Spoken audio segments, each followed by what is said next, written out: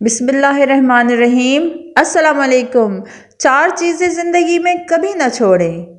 سب سے پہلی، شکر نہ چھوڑیں ورنہ آپ نعمتوں میں زیادتی اور اضافے سے محروم ہو جائیں گے۔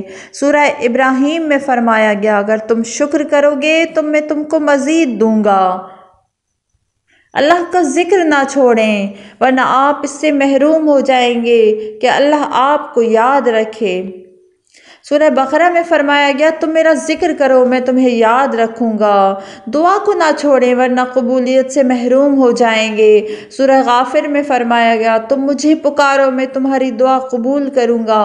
استغفار نہ چھوڑیں ورنہ نجات سے محروم ہو جائیں گے۔ سورہ انفال میں فرمایا گیا، اللہ ان کو عذاب دینے والا نہیں ہے جبکہ وہ استغفار کرتے ہوں۔